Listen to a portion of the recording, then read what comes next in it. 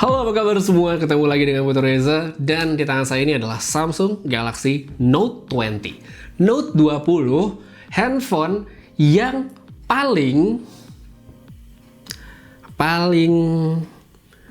bingung kayaknya di antara seri Note yang pernah ada. Jadi, seperti tahun-tahun yang lalu, enggak sih, baru tahun lalu ya, Samsung rilis dua Note sekaligus. Begitu pula tahun ini, tapi dengan respon atau sambutan pasar yang sangat berbeda. Di Indonesia, handphone ini dijual dengan harga 14,5 juta rupiah dan membawa spesifikasi yang mencengangkan. Asli, saya waktu pertama kali melihat spesifikasi lengkapnya itu kayak, tapi, apakah handphone ini memang sejelek itu? Apakah Galaxy Note 20 setidak layak beli itu? Oke, pertama yang paling sering dibahas oleh para netizen, tidak cuma di Indonesia, tapi dunia adalah material yang dipilih oleh Samsung. Polikarbonat alias plastik, HP 14 juta dikasih bahan plastik. Tapi, apa emang seburuk itu? Sebenarnya, setelah lihat dan punya sendiri, HP ini nggak segitu amat sih jeleknya. Finishingnya bagus ala-ala frosted glass sehingga kelihatannya oke. Tapi ya jelas ini kalah wah dibandingin versi Ultra. Warnanya aja kelihatan nggak sama saat dijajarin padahal sama-sama Mystic Bronze. Lagi pula sebenarnya dengan kecenderungan orang untuk pakai casing apalagi yang ada warna atau motifnya, ya sebentar sebenarnya juga bakal lupa kalau handphone ini dari plastik. Selain itu, plastik juga punya keunggulan sebenarnya dari kaca, yaitu tahan dengan benturan. Kalau jatuh, nggak bakal pecah kaca belakangnya, kecuali yang depan mungkin beda lagi ceritanya. Tapi, mau gimana pun, ya tetap disayangkan sih. Sekali lagi, materialnya tidak sepremium versi atasnya, nggak kayak tahun lalu. Selanjutnya, bagian lain yang dikurangin juga oleh Samsung di Note 20 adalah layar. Tidak ada kaca melengkung, tapi jadinya sepenuhnya rata. Emang kalau jadi standar handphone Android mahal sekarang ini, layar melengkung itu udah harus banget, sehingga yang kayak gini jadinya tampak kurang mewah. Tapi sebenarnya jadi lebih enak dipakai dan gampang cari tempered glass yang penuh. Untuk resolusi ya mentok di Full HD Plus juga menurut saya sebenarnya nggak segitu masalah ya, karena Note 20 Ultra saya pun walaupun bisa lebih tinggi, tetap ada di resolusi tersebut demi dapat refresh rate 120 Hz. Nah, persoalan refresh rate inilah yang akhirnya bikin Note 20 ini jadi berasa kurang karena standarnya tuh masih standar lama, yaitu 60 Hz. Memang kalau misalnya di sini Samsung mau bikin diferensiasi ya, seharusnya sih bisa-bisa aja gitu Note 20 ini dibikin misalnya 90 Hz gitu, supaya memang kelihatan berbeda dengan Ultra 120 Hz dan sekaligus membedakannya dengan handphone Samsung di lini tengah, semisal kayak A71. Tapi memang kayak di sini Samsung pingin bikin perbedaan tuh nggak tanggung antara versi Note yang biasa sama yang Ultra, makanya 60 sama 120.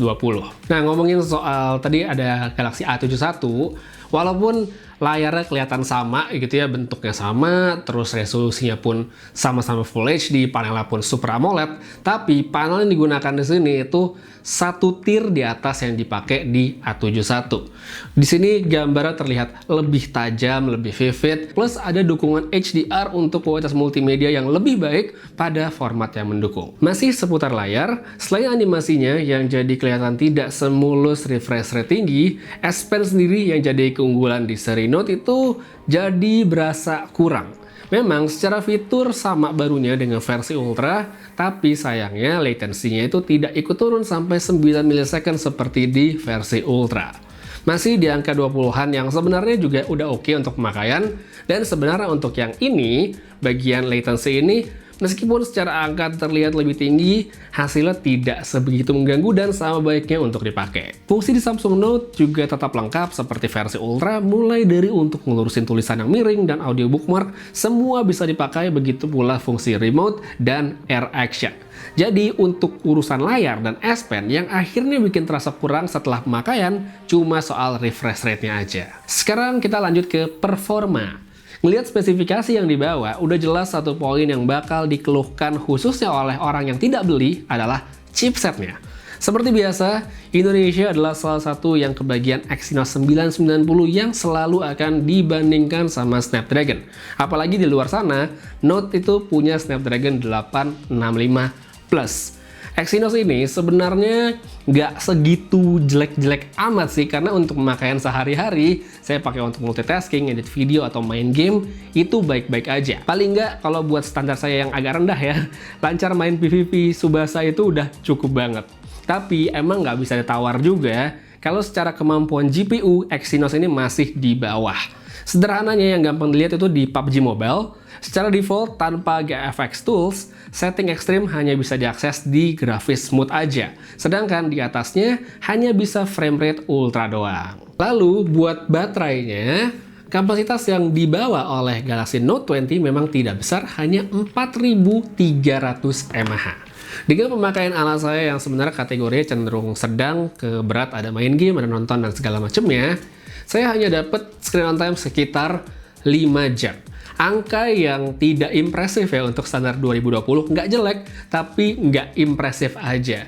Jadi buat mereka yang akan menggunakan seri Note 20, apalagi tergolong power user, yang mana saya yakin sebagian orang yang pakai Note 20 harusnya adalah seorang power user ya, itu berdekatan dengan colokan atau membawa power bank adalah sesuatu yang sangat saya sarankan demi kenyamanan pemakaian. Karena kalau misalnya kamu charge pagi gitu ya, terus penuh, dan dipakai dengan aktivitas yang berat, sore itu kayaknya udah harus diisi. Kalau misalnya aktivitasnya mau dilanjut sampai malam, tapi kalau misalnya mungkin langsung pulang dan ketemu colokan, ya harusnya sih nggak masalah.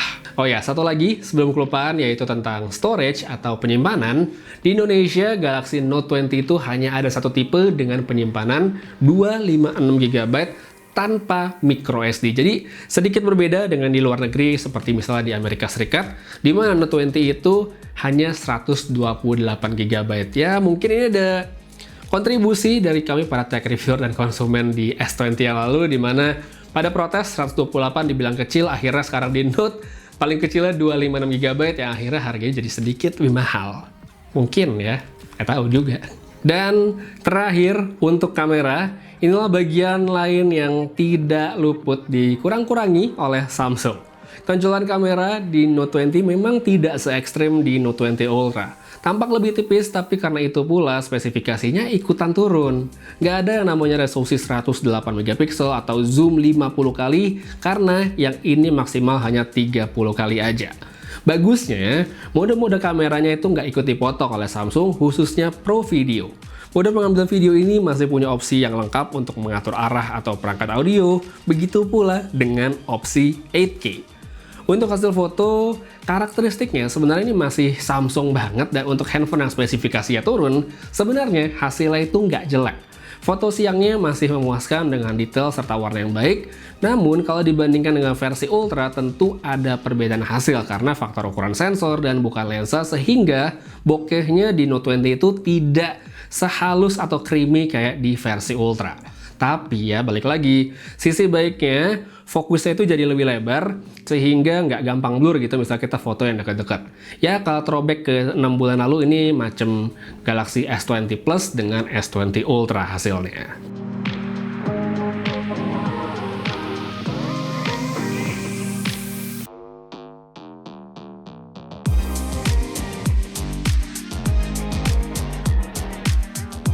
Sedangkan untuk foto malam juga sebenarnya oke, tapi image processingnya ini kayak kurang bagus ya, khususnya di shadow bagian langit. Nggak oke hasilnya seperti yang bisa kamu lihat sekarang.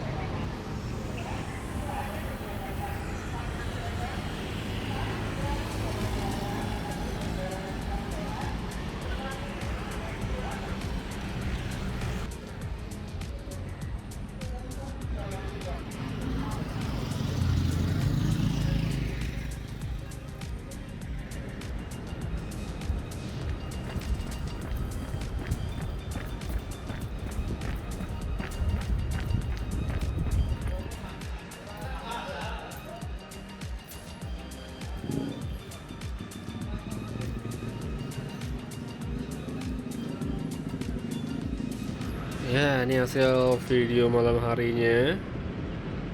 Saya nggak jalan-jalan dulu di bawah, tapi ngambil dari atas aja. Ini kalau yang 1X, ini yang ultra wide-nya. Ini 3 kali. Coba kita pindah ke sebelah sana. Oke.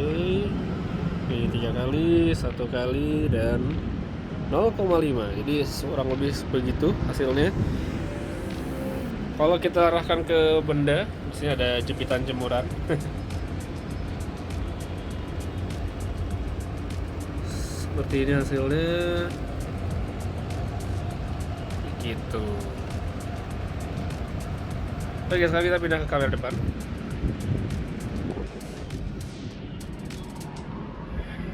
Ini dia kamera depannya. Kalau mau kondisi low light, ini ada lampu.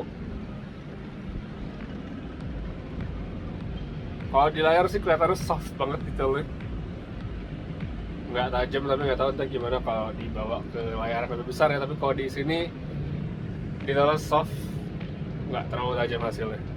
Dengan segala pengurangan spesifikasi yang diberikan Samsung untuk Galaxy Note 20, jika menilai handphonenya aja, sebenarnya handphone ini tuh nggak jelek sih, sebenarnya oke-oke aja. Karena untuk pemakaian harian ini udah oke sekali, kameranya pun juga tidak mengecewakan. Tapi harganya itu loh, 14,5 juta untuk handphone ini buat saya masih kemahalan sih. Buat saya aja ya, saya suka handphone Samsung, buat saya ini masih kemahalan 14,5 juta. Walaupun dia mungkin unik, punya wireless DeX, ada S Pen dan segala macamnya.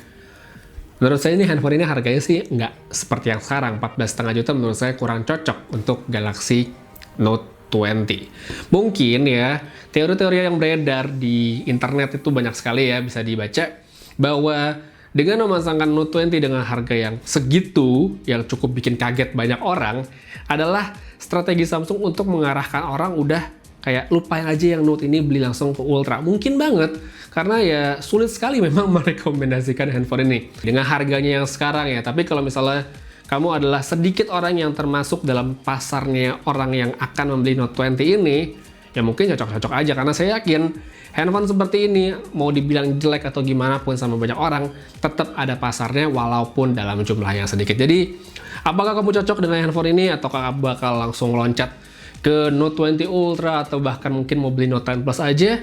Semuanya mungkin-mungkin aja, jadi silakan dipertimbangkan dengan kebutuhan masing-masing. Cuman kamu yang tahu, jadi silakan dipikirkan sendiri-sendiri. Karena saya di sini cuman sedikit membagikan pengalaman saya tentang Galaxy Note 20.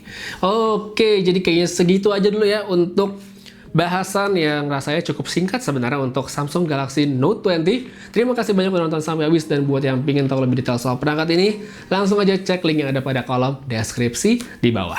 Putri Reza pamit, sampai ketemu lagi di video berikutnya. Jaga kesehatan selalu, dan seperti biasa, have a nice day.